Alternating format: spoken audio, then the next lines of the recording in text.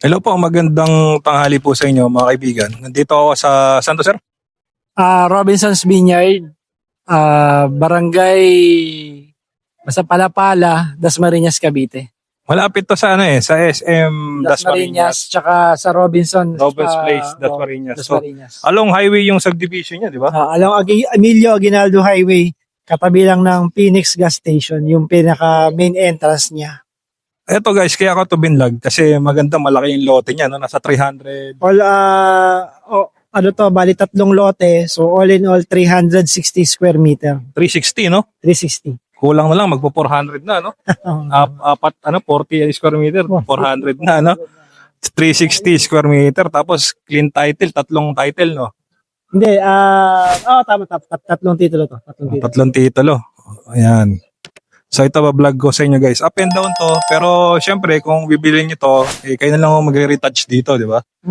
Pero may naman na pwede naman tong pinturan, tas kung anong i-fix nyo. Kasi ito, binebenta to as is where is. Yes, as is where is. Yan. So, check natin yung buong paligid guys para magka-idea po kayo. Tara, sir. Tara.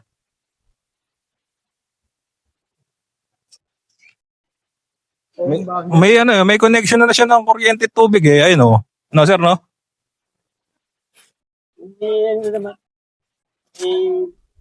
Although wala na. Ayun, may bakod yun. Nakabakod na talaga siya, no?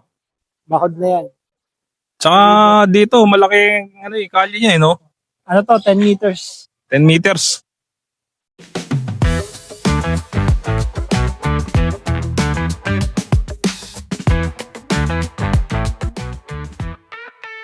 Dito, sir. Check natin yung dulo.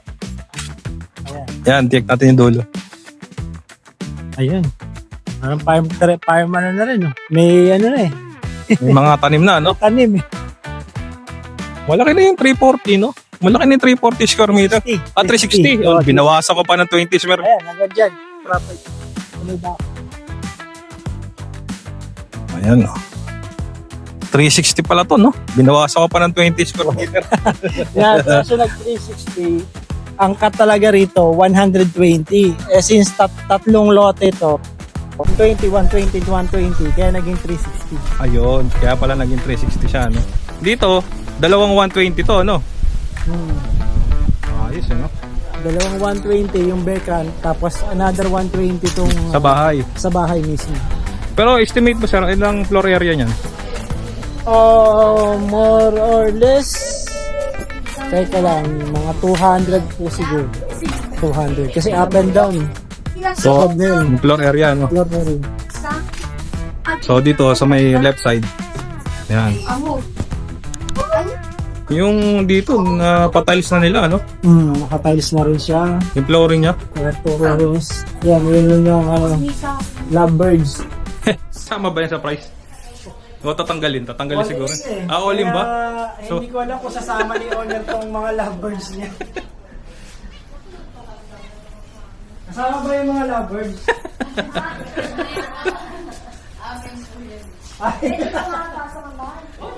Ito, laki ng laki ng garahe, Kasya rito ang 4 na sasakyan, no?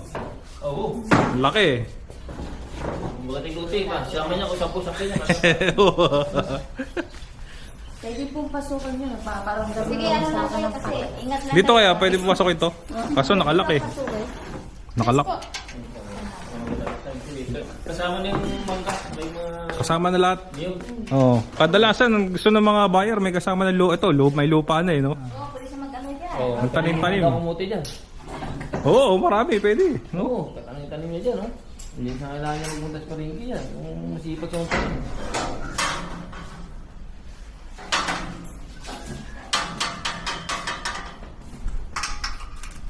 Oh, ayan. Dalawang 120. Ano yun ito? Atong bodega lang. Bodega, oo. Parang bodega lang po yan. Diyan yata kinukulong yung mga mga namin yung nagaw. May siso. Oo, yan. Yung iba kasi wala na, pinibigay na namin eh. Dito.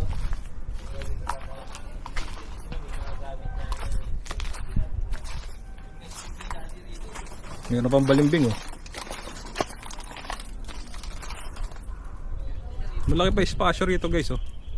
Tsaka nakabakod na siya. Hindi na kayo magpapabakod.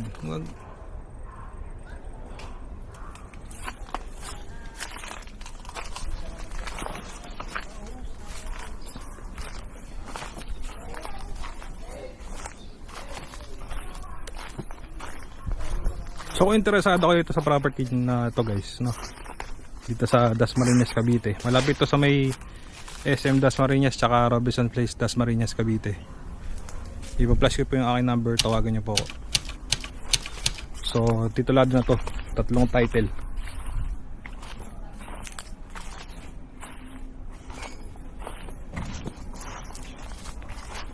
Yan, may bayabas, malunggay. May puno ng mangga.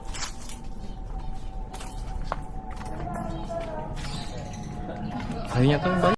Ayan o, may kasama pa swimming pool. Swimming pool pambata. I-text ko yun sa inyo, sir. Sa gilid yan, pagod sa gilid yan. Pasok ka dyan sa loob. Yan. Oh, malaki pa space dito. Oo. Kung sa ilaw.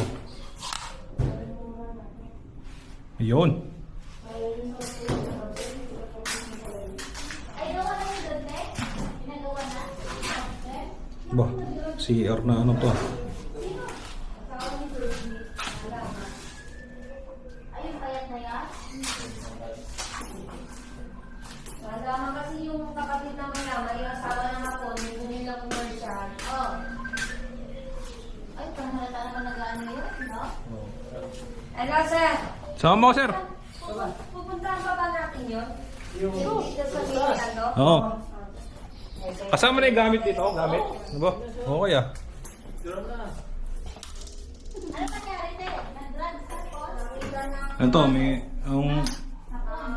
Toilet. toilet. Eh, ngayon, ano yung naging kami may mag-asama, medyo Sino? Oh, ito yung pinaka-kitchen. Ayan. May lumiwanag na isang ilaw. Yung kwarto. Itong kwarto. First floor pa lang yan ha. Oo. First floor ba? Wala pa siya. Hindi rin magaling ilo. Malaki yung space dito ng kwarto, no? Tapos mayroon na siyang ano, aircon. Pero matagal ng aircon. Ito may pintuan dito papunta rito yun doon sa ano, sa pinuntahan natin na laundry or dirty kitchen. Yan. Pag binili mo to kasi parang ano na, no? Sila lang mag-retouch, no? Sino na magre-retouch? Ito, may another na toilet. Yan.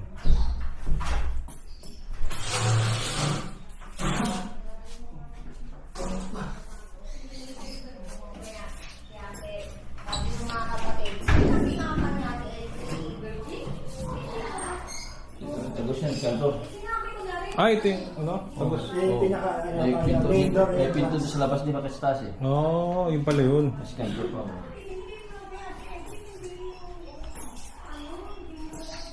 Ito, kwarto rin to. Maliit na kwarto, no? Pwede rito, sir, magano ng movie, no? Yung mga pinapalabas, pwede rin to eh. Yung, ano, di ba? Sa sunset, paano pag-going ka second floor? Ay, yan, yan. Ito. Hindi naman yan sa atin. Hindi, ano natin? Yan.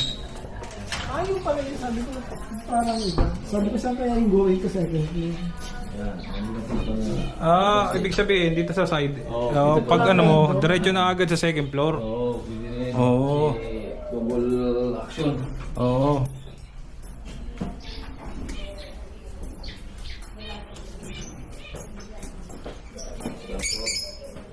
Ang dami mga ibon, oh.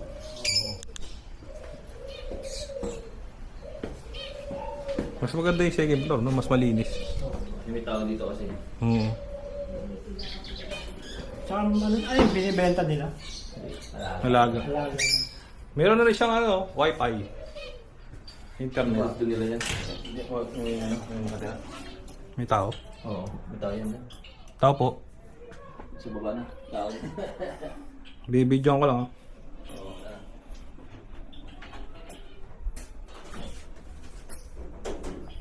Oo, kwarto. Malaki pa tong space. Kwarto yan. Toilet. Toilet yan, toilet. Lahat ng kwarto may toilet yan.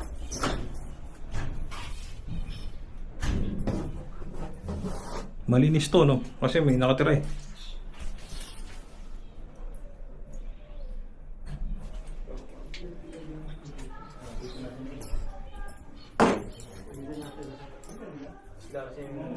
Sila kasi natira mo dyan, siguro mag...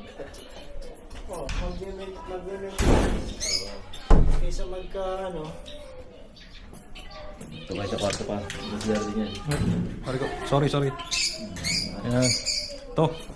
Parang dalawang bahay, no? Oo, dala kwarto yan. Dalawang kwarto.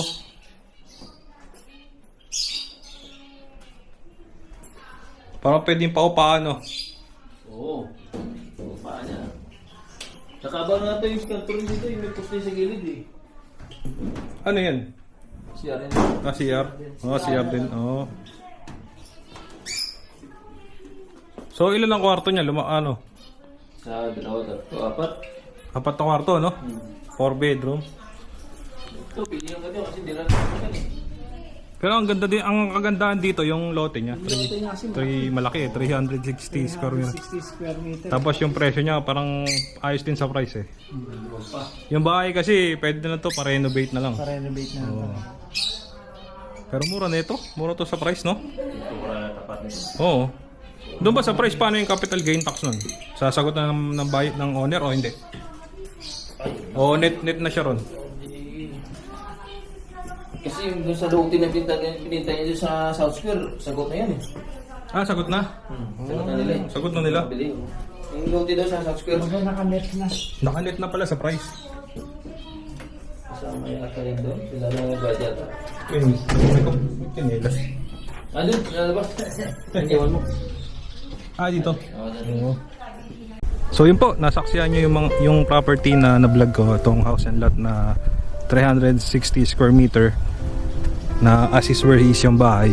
So yun nga, binibenta siya sa 7 million. Kung interested kayo, maganda to kasi along ano siya eh, yung property along Aguinaldo Highway yung subdivision. So malapit to sa SM Dasmariñas, Cavite. Malapit din to sa Robinson's Place, Dasmariñas. Yan. So ayun lang yung property guys. Maganda rito, tahimik. Tapos elevated yung lugar yun, mataas. So malayo to sa baha. Yun. So yun po, maraming salamat sa inyo guys, no, sa mga walang sawang tumatangkilik at sumusubaybay ng aking YouTube channel. So kung nasaan man kayo naroroon, kung nasaan man kayo, stay safe always guys, no.